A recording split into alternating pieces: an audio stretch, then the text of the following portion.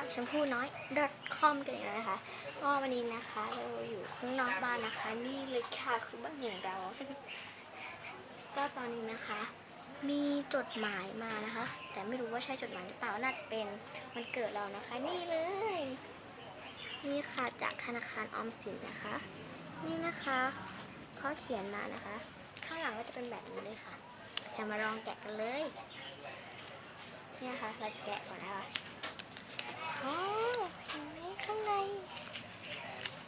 เขาจะส่งแบบนี้มาให้เราทุกปีเลยนะคะถ้าจะถึงวันเกิดแล้วเขาก็จะส่งมานะคะนี่ค่ะนี่นะคะข้อสำคัญก็จะเป็นแบบนี้ค่ะถ้าได้ยินเสียงรบกวนอะไรก็ขออภัยด้วยนะคะก็ตอนนี้เราอยู่ข้างในแบบนอกประตูนะคะนี่นะคะว้าวนี่นะคะเป็นแบบนี้ค่ะนี่นะคะพอเราเปิดมานะคะมันก็จะเป็นยังไงว้าวว้าวว้าว Happy Birthday นะคะเขาเขียน Happy Birthday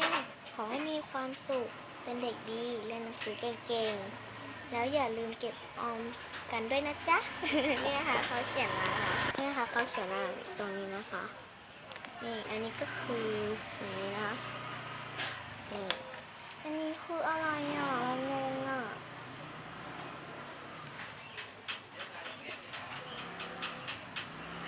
เรางงอ่ะมันคืออะไรแต่เรานะคะจะไปเอาอันเก่ามาให้ดูนะคะที่ส่งตั้งแต่ปีนู้นเลยนะเราจะไปเอาก่อนนะคะรอแป๊บนึงนะคะก็ตอนนี้นะคะเราเปลี่ยนที่อัดวิดีโอใหม่นะคะก็ตรงนั้นมันก็ไม่ปลอดภัยเท่าไหร่เลยนะคะเมื่อกี้โทรศัพท์ร่วงภูมิใจมากนี่นะคะอันนี้ของเก่านะคะนี่ของเก่านะคะก็จะเป็นแบบนี้เปิดออกมาแทดาดาดาดัมนี่นะคะเป็นอย่างนี้นะคะนี่เป็นแบบนี้เลยนะคะพอเราเปิดมานะคะมันจะเด้งออกมาแบบนี้นะคะปีนั้นก็เขียนว่า Happy and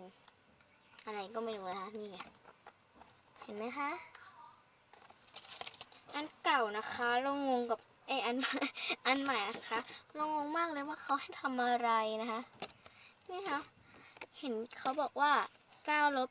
10 ลบ 9นะคะเท่ากับสีเขียวอ่อน3 บวก 3เท่ากับสีเขียวเข้ม10 ลบ 7เท่ากับส้ม4 บวก 4เท่ากับน้ำตาลดำนิด8 ลบ 6เท่ากับสีฟ้าหูมีอีกเยอะนะคะนี่เห็นไหมคะก็ตอนนี้ไหนๆก็เปลี่ยนที่ใหม่แล้วนะคะเราไปเจอของที่เราจะมารีวิวให้เพื่อนๆทุกคนดูอีกครั้งหนึ่งก็คืออยู่ตรงหน้านี่เลยค่ะเทียนเจลนะคะเทียนเจลนะคะมันเป็นเขาให้เราใส่แบบทรายนะคะเป็นสีทรายนะคะลงไปนะคะแล้วก็เอาพวกอะไรก็ได้นะคะมาประดับตกแต่งก่อนที่จะใส่เจลลงไปนะคะนี่ค่ะคือเจลนะคะนี่เจลนี่นะคะเจลอะเนี่ยจุดเทียนได้นะเนี่ยจุดได้แล้วก็วางเอาไว้นะคะตอนนี้นะคะเขาก็ตกแต่งเลยของเราอีกแบบหนึ่งนะคะก็ที่นี่มันมืดหน่อยนะคะก็ขออภัยนะคะก็สำหรับคลิปนี้นะคะคลิปอัดอะไรนะ คลิปอัดไอตัวเนี้ยเนี่ย